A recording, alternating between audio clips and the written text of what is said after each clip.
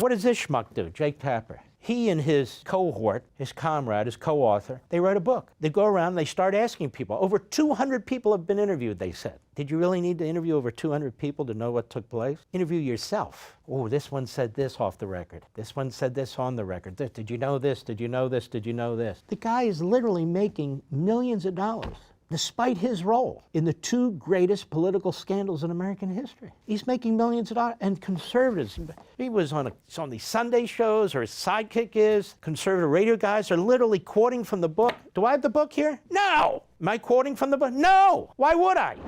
So they had a double strategy going here that people aren't understanding, a simultaneous strategy. To break Donald Trump, keep him in courtrooms throughout the country, local, state, federal cases, get him in prison. Meanwhile, protect Biden. The audio from special counsel Hur, the Attorney General, deep-sixed it. He knew what was on there. He deep-sixed it. So the same Department of Justice that was trying to destroy Donald Trump was trying to protect Joe Biden. The same White House counsel that was trying to destroy Donald Trump was trying to protect Biden. All the Democrats were behind it. But one guy, Dean Phillips, they all were behind it. All the Democrat leadership, Schumer, Pelosi, Jeffries, all of them behind it. All the media behind it. Yet a couple of people at the Wall Street Journal said, we did some interviews and, oh, and then they smeared them. Smeared them. And then anytime you would bring up Biden, they would attack Trump, which is the shiny object defense, you know. Biden, no, Trump's over here. And so this guy, Tapper, was well involved in all this. And so the media decides we have to cover our ass, or we won't recover from this. We have to rewrite history, and we're damn good at that. And so they take to the airwaves to try and rewrite their history. They write magazines into themselves to try and rewrite the history, and they've written books to try and rewrite their history. And here's what I want you to explain to me. Why are conservatives, whether it's on cable TV or on radio, promoting this book? Well, some of them aren't saying, go buy this book, but they keep quoting the book. The book is now full of gossip. This guy said this guy said this guy said this. Let me ask you a question. You're a reporter. Shouldn't you report that? You have a daily platform. Shouldn't you report that the minute you learn about it, Mr. Producer? Wait a minute, the former chief of staff said that, I'll save it for my book. I thought you're a reporter, but they're grifters. They're grifters. And so it's a book full of he said, she said about Biden. Oh, what about a wheelchair? What about that? Why didn't you report it at the time? Well, the election was up. Still, why didn't you report it at the time? When did you learn about that? So there's two things here. Number one, the greatest, in my view, political scandal in American history, bar none. Bar none. You had a man as president who should never have been president. The vice president should have triggered the 25th Amendment along with a majority of the cabinet. They didn't do it. The Attorney General knew what he was dealing with. He didn't do it. The Democrats in Congress knew, who met with him. They covered up. The cabinet covered up. The vice president covered up. The Democrats in Congress covered up. The media covered up. The greatest political scandal in American history. And future generations are going to look back on it and say, unbelievable.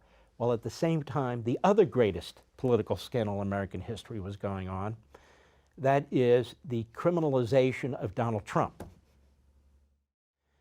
Phony charges, preposterous statutes in the bluest of blue cities, except the one in Florida, where you had a real judge who ruled on the Constitution and even ruled that the special counsel was appointed unconstitutionally.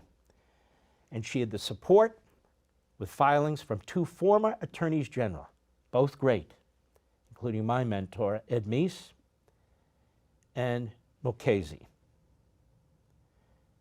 And she ruled properly, and she was attacked by the media for it. So that was these were the two parallel, simultaneous, greatest political scandals in American history that have done grave damage to our republic.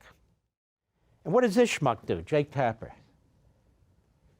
He and his his cohort, his comrade, his co-author, they write a book. They go around, they start asking people. Over 200 people have been interviewed, they said. Did you really need to interview over 200 people to know what took place? Interview yourself. Oh, this one said this off the record. This one said this on the record. Did you know this? Did you know this? Did you know this? The guy is literally making millions of dollars, despite his role in the two greatest political scandals in American history. He's making millions of dollars, and conservatives, he was on these Sunday shows, or his sidekick is. Conservative radio guys are literally quoting from the book. Do I have the book here, Mr. Producer? No! Am I quoting from the book? No! Why would I? And so he says to himself, I got to fix this. So what am I going to do? First, I'll do a mea culpa. You know, conservative media was right. Let me get them off my back. And number two, we should have done a better job. Oh, okay, now let's go buy his book. No, I don't think so. Here's Jake Tapper talking about the crisis, sort of the crisis. He needs a PR firm. Go. I look back at my coverage during the Biden years, and I did cover some of these issues, but not enough. I look back on it with humility. And look, knowing what I know now, obviously, I feel tremendous humility about my coverage. That's correct, I didn't. And like I said, I feel humility about my coverage. So the PR firm tells him, use the word humility, and use it a lot. Don't say you're sorry. Don't say you're guilty. Don't say you're part of a cover. Humility. I have great humility. I should have done more.